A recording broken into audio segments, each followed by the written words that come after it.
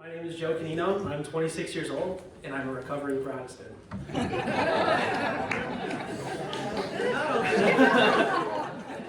I began the RCIA process last October with a lot of excitement to become a Catholic, to, as they say, do this thing all the way. My roommate Jack and his fiancée Alyssa had been trying to convince me for a while to give it a try, and I finally took that first step. Not 1 week after beginning this journey did Father Ford pull me into his office with an exciting, yet terrifying request. "Joe, will you join some fellow parishioners for a conference of young Catholics? I think you'll really enjoy it," Father said. "Sure thing, sounds like fun," I replied. "Oh, by the way, it's in St. Louis, and there will be over 20,000 Catholics there." I felt like I had no idea what I had just gotten myself into. For one, I was looking forward to building my faith, gaining tools for evangelization, and gaining the confidence and strength to live a life more in line with how God wants me to live. I was also nervous about traveling further west than I've ever traveled before, with people I barely knew, to a conference of people whose faith I'm technically not even a part of yet. So I prayed on it, asked my boss for some leeway to stretch out my vacation days, and before I knew it, I was hopping on a plane to St. Louis for a 5-day adventure. Our ragtag team of Gigi, Lynn, Regis, and Tim, and myself left Bradley Airport with cautious optimism about how the trip would go.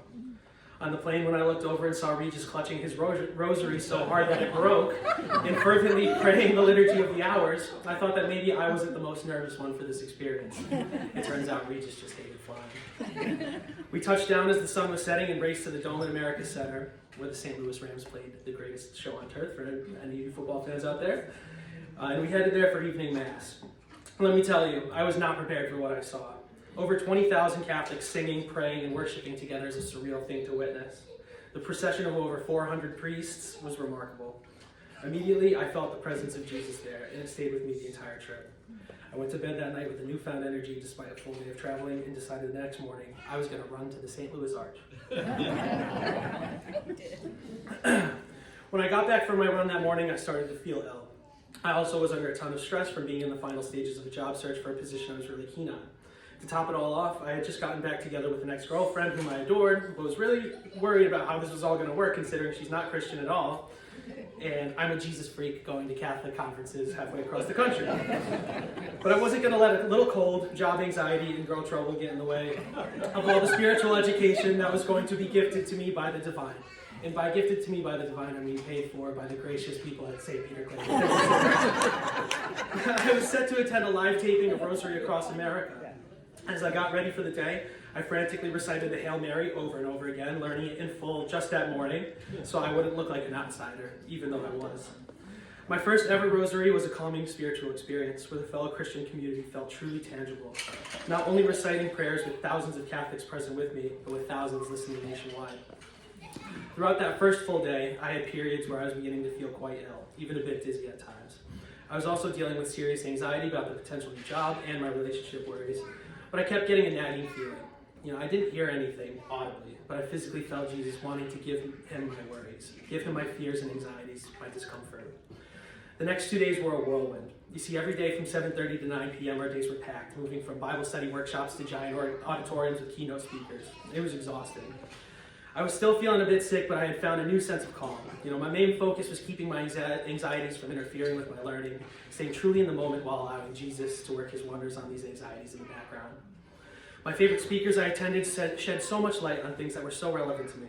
My favorite keynote speech from Monsignor James Shea focused on the idea that despite our broken nature, the only power that Satan has over you is to get you to stop trying. You are saved through Jesus Christ, and he just wants you to keep trying. That really spoke to me in my condition at the time. Just keep trying, keep pushing forward. Seek was an eye-opening experience, bringing the scary, faraway idea of evangelization to strangers into arm's reach. They taught me to be God's ears more often than God's mouthpiece, to be truly present when talking to those with the faith you're trying to build. That despite whatever sins they are struggling with, you and your parish family must create an environment where they feel truly welcome and loved, in a place where they can comfortably become closer to God. I learned that in order to be an effective evangelist to someone, first you need to be their friend. Meet them where they are. Grab a drink. Play a round of golf. Don't be too forward. Just ask them about their experience with religion, how they feel about it, and what they hope to get out of it. It's a slow build, but Jesus created the model for the little way of evangelization. We don't need to all get up on stage or at a podium at a simple supper. and speak in front of many people, hoping to ignite that spark. We are called to do what Jesus did. Invest greatly in a few close friends, initiating a chain reaction for those individuals to do the same, spreading like wildfire throughout a community. I learned that you didn't have to be a G.G. Fraley to start a Bible study. Even I, someone who wasn't even Catholic yet, could start one, because of course, the first two letters in God are go. Wednesday night, I left after the keynote speech because I was feeling feverish, and much to my dismay, I missed being able to attend my first ever Eucharistic adoration. And while everyone was having a grand old time praying, singing, crying, and becoming closer to Jesus, I was sound asleep, and the fever broke. I woke up Thursday morning completely recharged. I attended Mass in the morning, as we did every day, learned 10 tips for living in peace at all times from my favorite Sister Mary Grace, and attended a meet and greet with my personal hero, Father Mike Schmitz, whose Bible in a Year podcast I listen to every day. They cut off the line right as I was about to meet him, so I guess it wasn't meant to be. At that night's keynote speaker, all had hit me quite suddenly. This was about to be over. I was about to go back to the real world with all my real world problems and real world worries. One thing I am truly grateful for was the times I spent with my fellow tripmates from this parish. The conversations, stories, and jokes shared with Tim, Gigi, Lynn, and Regis are memories I will cherish forever. At our dinners, between events, at the hotel bar, we really got to know one another and help each other get to know more about their own faith. I didn't want this to end. That night, Tim checked in with me to see if I had heard back from the new job yet, and I realized I hadn't even thought about it all day. I gave him a dogged, not yet, and we continued on with our day. I knew I was supposed to get the call by Friday morning, so the anxiety was returning. Friday morning, I went to Mass as usual, trying to keep giving my anxiety to Jesus, but it was proven a little harder than usual. I was trying to focus on the Mass, but I was keenly aware of the little black rectangle in my pocket every time it buzzed. There were a few false alarms where during Mass I received calls, but not the call. Then right before the homily, I got the call. I got the job. I walked back in ready to conquer the world, giving the thumbs up to the gang, and we all embraced. I was on top of the world. What a great way to cap off the week. You see, at first I was worried about trivial things, like would I fit in being pretty much the only non-Catholic there? Would I screw up a prayer and get laughed out of St. Louis? When in reality, I never had to worry about any of that. I experienced the true loving nature of the Catholic community where I was accepted with open arms. Everyone I talked to, their face brightened up when I told them I was in RCIA. I now have a dozen people praying for me when I take my sacraments, and I feel blessed.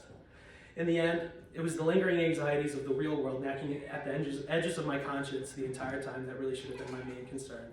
But I received so much instruction on how to pray about these things, how to take them in stride, and how to always remember that I'm not doing this alone, that there's another force at play, God, and He will take care of me. I learned great tips for talking about faith with people, like my girlfriend, and inviting others to explore religion in a non-intrusive, comforting way. I learned that Regis has an incredible German accent, that Tim can't spell, that Lynn gives great relationship advice, and Gigi is one heck of a trooper because she was sicker than I was. For the rest of my life, I will use this information I learned and the relationships I built on this trip to bring myself and others closer to God's love. If this sounds like something you're interested in, you should check out Seek 2025. As I said, the first two letters in God are go.